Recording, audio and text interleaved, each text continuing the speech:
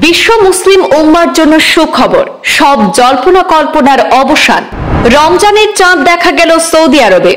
রবিবার থেকে আসামে রমজান মাস শুরু ঘোষণা করেছে আসামের হিলাল কমিটি।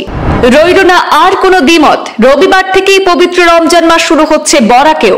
সৌদি আরবের আকাশে এক ফালি চাঁদ দেখা দেওয়ার মধ্য দিয়ে পবিত্র সিয়াম সাধনার মাস শুরু মধ্যপ্রাচ্যে। আসামের হিলাল কমিটির সাধারণ সম্পাদক ইমদাদ হোসেন এক বিবৃতিতে রবিবার থেকে রমজান শুরুর ঘোষণা দিয়েছেন। কাল শনিবারে প্রথম রমজান সৌদি আরব এবং গোটা মধ্যপ্রাচ্যে। রবিবার থেকেই পবিত্র রমজান মাস শুরু হচ্ছে ভারত সহ এশিয়া উপমহাদেশের পড়শি দেশগুলিতে। আজ শুক্রবার বাদ মাগরিব সৌদি আরবের আকাশে পবিত্র রমজান মাসের চাঁদ দেখা গেছে। সৌদি সরকারি সূত্র ইনসাইড দ্য হারামাইন সরকারি ভেরিফাইড পেজ থেকে চাঁদ দেখার বিষয়টি নিশ্চিত করা হয়েছে। শনিবার 1 মার্চ থেকে রোজা শুরু হচ্ছে সৌদি আরবে। এবারে শাবান মাস 29 দিনেরই ছিল, সেই বিষয়টি নিশ্চিত করেছে বিশ্ব মুসলিমদের পীঠস্থান খ্যাত সৌদি আরব সরকার। বরাক উপত্যকায় দুদিনে শবে বরাত উদযাপন হলেও রোজা কিন্তু হচ্ছে একদিনে, অর্থাৎ আগামীকাল দেশ সহ আসামে প্রথম তারাবি এবং সেহরি।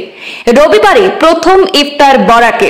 যদিও শরীয়তের নিয়ম মতে রমজানের চাঁদ দেখেই রোজা রাখা শর্ত রয়েছে, তবে সৌদি আরবে চাঁদ দেখা যাওয়ায় রমজান মাসের চাঁদের জন্ম হয়ে যাওয়ার বিষয়টির পাশাপাশি শাবান মাস 29 দিনের ছিল, সেই বিষয়েও সারা মুসলিম বিশ্ব ঐক্যমত হয়েছে।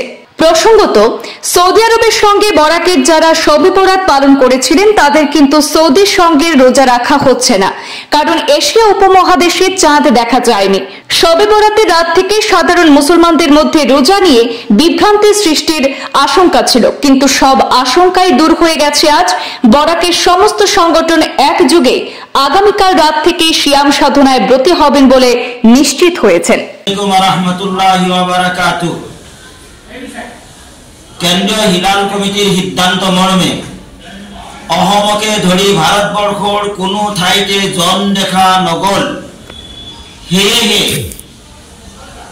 2 মাৰ্চ ৰবিবাৰ 1 ৰমজান হ'ব